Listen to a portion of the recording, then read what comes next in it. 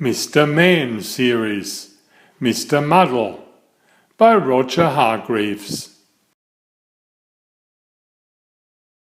Hi, I'm Werner. I've been reading hundreds of books for you. Please subscribe to get them all. Thank you. Poor Mr. Muddle just couldn't get anything right. Everything he did, everything he tried, everything he said was muddled. Totally, utterly, completely, absolutely muddled.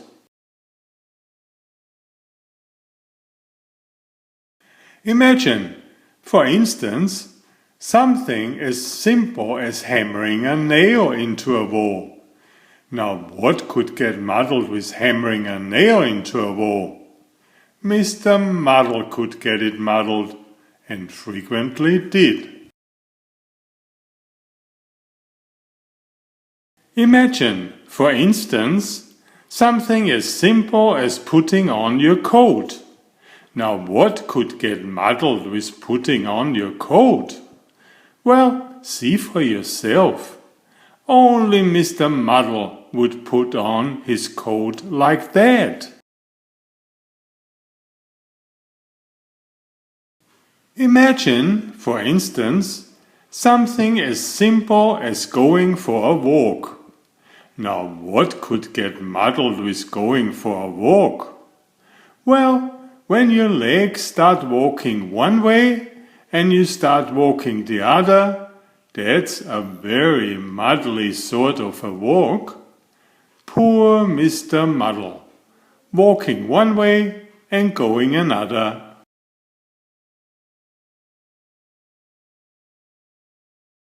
Now, you'd probably like to know where Mr. Muddle lives. In a house by the sea near a place called Sea Town. Mr. Muddle's house was supposed to be in the country, but Mr. Muddle, who built the house himself, had got the place muddled up, of course. And you can tell that Mr. Muddle had built the house himself, can't you?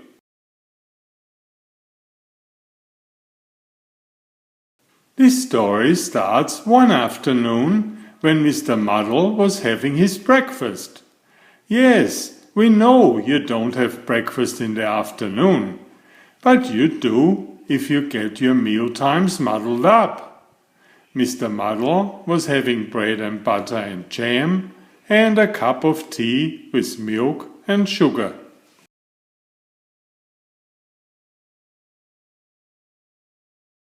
He spread the butter on the table, and then spread the jam on the plate, and then poured the milk on the bread, and then filled the cup with sugar, and then poured the tea on the bread.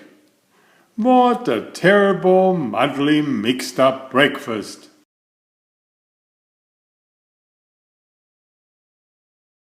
That afternoon, after breakfast, he went for a walk down the beach near his house, in order to work up an appetite for supper.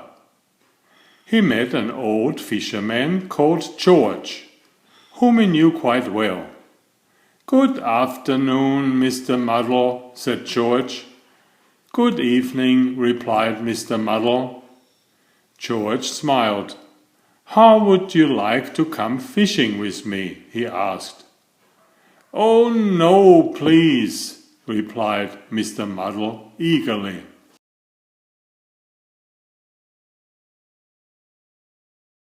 "Help me push the boat out from the beach," called George. "Right-o," said Mr. Muddle, and pulled the boat further up onto the beach. "Oh, Mr. Muddle," said George, and he had to show Mr. Muddle the difference between pulling and pushing. However, eventually, somehow or other, they managed to get the boat out to sea.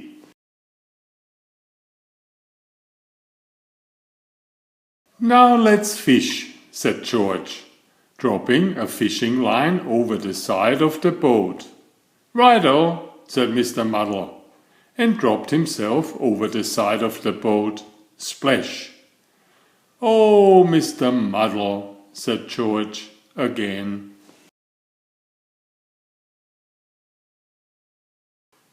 It wasn't any good, and they didn't catch any fish, and so they decided to go home before it became dark. "Help me pull the boat up onto the beach," called George. "Righto," said Mr. Muddle, and pushed the boat back into the water. George was just about to say, "Oh, Mr. Muddle," again, when he had an idea. He smiled to himself.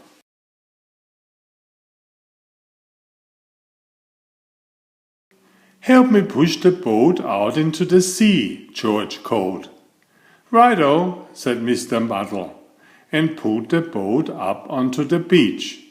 "Well done, Mr. Muddle," said George. Mr. Muddle smiled a smile and went home. George smiled a smile and went to tell everybody.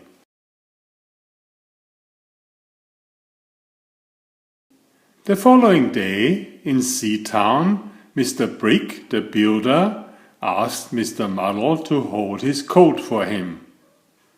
"Righto," said Mr. Muddle, and held his ladder for him, which is what Mr. Brick really wanted. "Well done, Mr. Muddle," smiled Mr. Brick, who had been talking to George. Mr. Muddle was very pleased.